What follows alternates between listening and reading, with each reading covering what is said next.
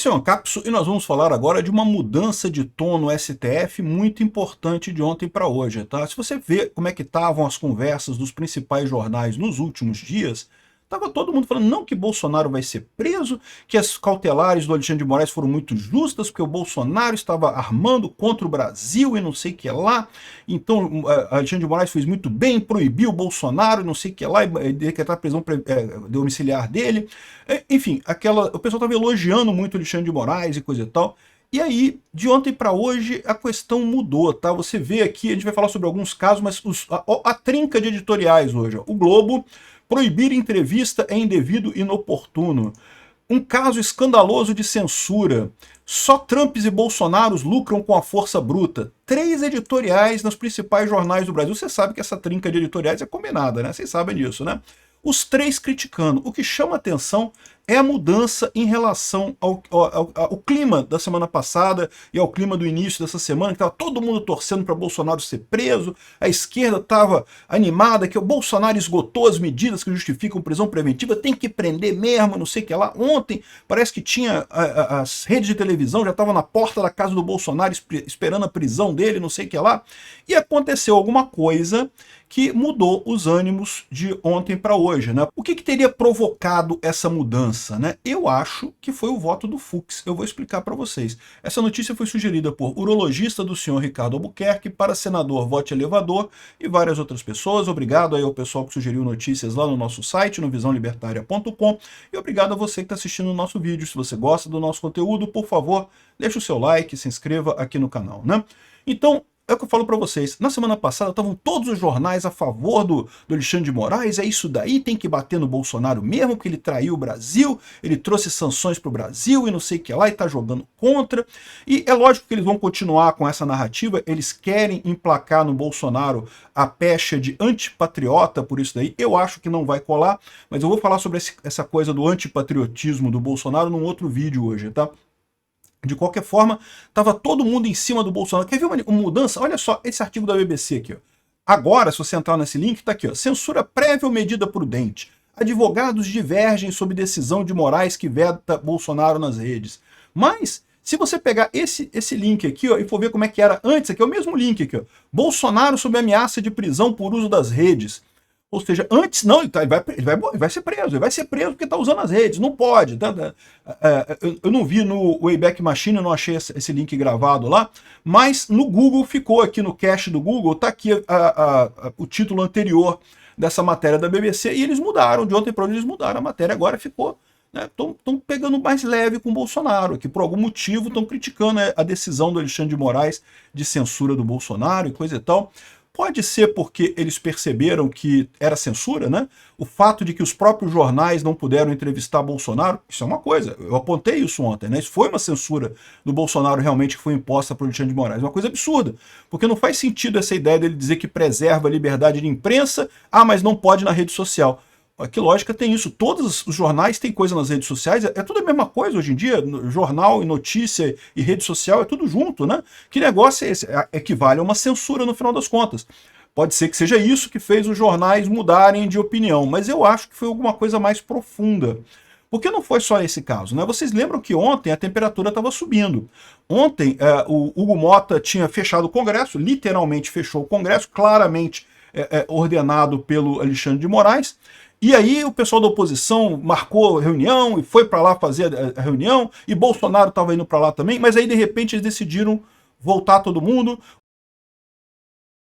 O Hugo Mota conversou com os presidentes das comissões, ficou a coisa para agosto, o Bolsonaro não foi no Congresso, deu uma esfriada. Ao mesmo tempo, a prisão do Bolsonaro também meio que saiu, pelo menos no primeiro momento, saiu dessa história toda aqui. O pessoal já está falando aqui, ó. Ministros do STF defendem prudência no caso de Bolsonaro e avaliam que medidas necessárias já foram tomadas.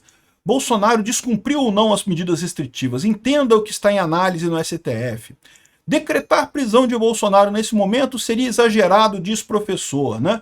Ou seja, aqui, ó, brechas, intenções e afrontas. Juristas avaliam o risco de prisão. Ou seja, a questão toda era... Estava todo mundo torcendo pela prisão do Bolsonaro ontem na esquerda, mas de repente a coisa deu uma aliviada. Alguma coisa aconteceu ao longo do dia de ontem que a situação em Brasília deu uma distensionada. A situação em Brasília entrou mudou o foco, né? O foco estava o Alexandre de Moraes batendo no peito, não porque soberania, porque nós vamos conseguir, não, o Donald Trump não tem o direito de fazer o que está fazendo aqui no Brasil e coisa e tal. E talvez seja certo, realmente não tem o direito de fazer o que está fazendo aqui no Brasil, mas ele está fazendo, e agora? Como é que você vai responder?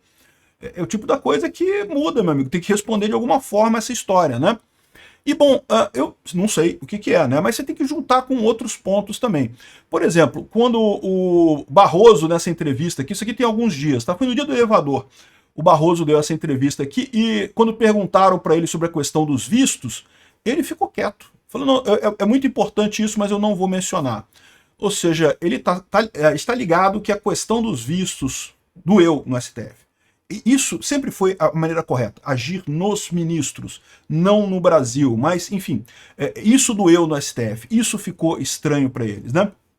E aí, ou seja, dá para ver que o pessoal sentiu nisso daí, mas eu acho que o ponto, eu posso estar errado, eu não tenho nenhuma informação interna de bastidor, mas a impressão que me dá é que o voto do Fux teve muito mais influência do que pode parecer para todo mundo. Por que eu digo isso?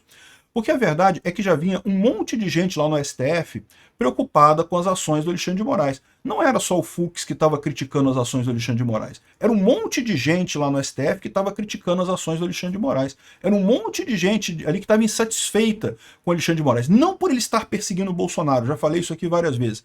Todo mundo ali quer perseguir Bolsonaro, todo mundo quer prender Bolsonaro ali.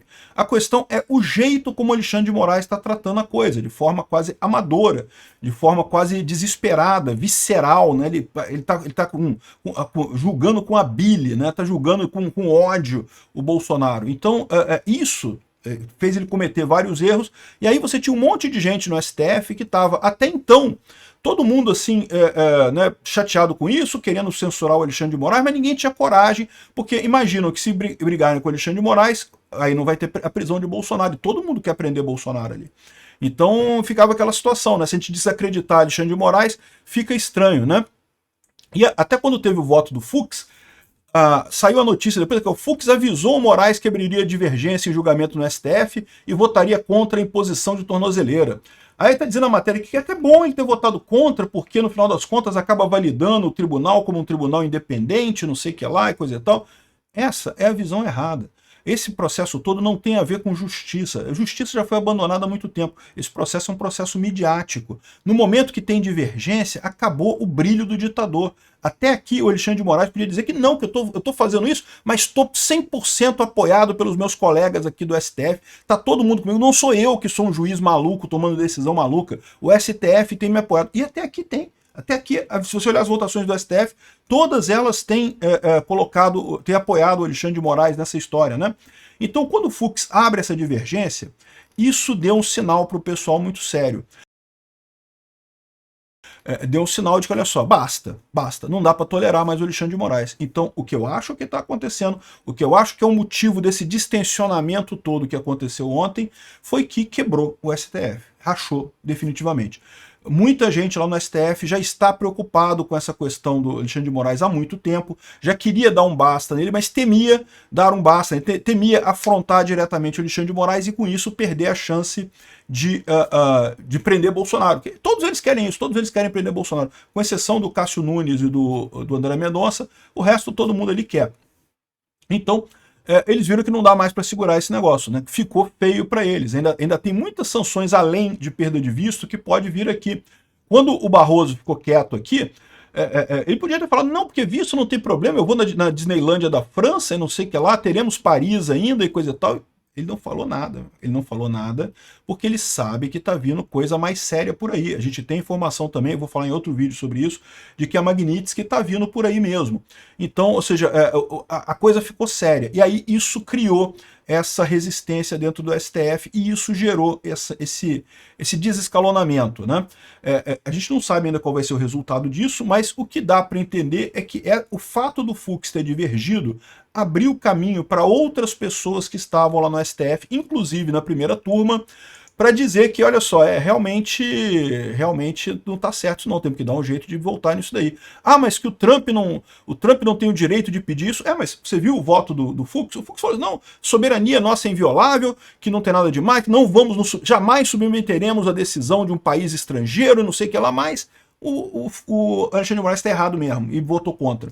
Ou seja, pronto, resolve-se o problema, é só isso, né? A defesa do Bolsonaro certamente vai recorrer ao plenário do STF e talvez no plenário do STF o pessoal que não está satisfeito com Alexandre de Moraes também, agora que o Fux abriu divergência nesse núcleo, pode apoiar o Fux e acabar com essa restrição do Bolsonaro que foi aplicada na sexta-feira, que realmente não faz sentido nenhum. Eles não estariam se submetendo aos Estados Unidos, eles estariam voltando atrás de uma decisão. E sabe por que isso é estratégico também? Porque a verdade é que não houve ameaça do Trump sobre essa decisão de sexta-feira. Houve ameaça sobre o processo do Bolsonaro. É uma forma deles sinalizarem para o Trump que, olha só, a gente volta atrás, a gente volta atrás. Só não pode ser pressionado, só não pode ficar pressionando a gente, que aí a gente não vai voltar atrás. Mas se você não pressionar, a gente volta atrás sozinho. Eu não duvido nada que seja alguma coisa dessa que está cozinhando por lá, tá? Outra possibilidade é ter sido algum dos empresários parrudos aqui do Brasil que finalmente resolveu botar ordem na casa, né? Percebeu que as sanções são sérias, que as tarifas vão acontecer e que essa briguinha dos políticos lá de bater no peito e gritar nacionalismo tá ferrando com todo mundo. É o efeito que, em última análise, o Trump queria, pode ser isso também, tá? Lembra, as grandes empresas brasileiras, todas elas são clientes dos escritórios do Alexandre de Moraes, dos escritórios do Gilmar Mendes, dos escritórios do pessoal do STF lá, né? E esse pessoal ganha um bom dinheiro. O dinheiro que eles ganham não é o salário deles é merreca. É o dinheiro que eles ganham, é merreca perto do que eles ganham nesses escritórios, né? O salário deles é bom, 40 mil por mês, 50 mil por mês, sei lá, ainda tem um monte de adicional e coisa e tal, mas perto do que eles ganham com esses escritórios é merreca, né? Então, esses grandes clientes podem ter dado o toque pro pessoal que, olha só, tá dando merda isso daqui, temos que dar um jeito, essas briguinhas políticas já deu. Agora tomou uma porrada do Trump e temos que responder. Seja uma coisa, seja a outra, é muito provável que o que vem a partir daí sejam boas notícias para o Bolsonaro. Vamos ver o que vai acontecer, vamos ver como é que encaminha essa semana. Lembrando que ainda tem a chance se eles tomarem medidas rápidas, escapar da Magnitsky. Se não tomarem medidas rápidas, a Magnitsky vem aí muito rápido, muito mais rápido do que esse pessoal tá imaginando. Obrigado por assistir o vídeo até o final. Além de curtir, compartilhar e se inscrever no canal, considere se tornar patrocinador com valores a partir de R$ 1,99. Clique no botão Seja Membro abaixo para saber as condições e vantagens de patrocinar o canal. Mais informações sobre o nosso projeto, visite nossos sites indicados na tela.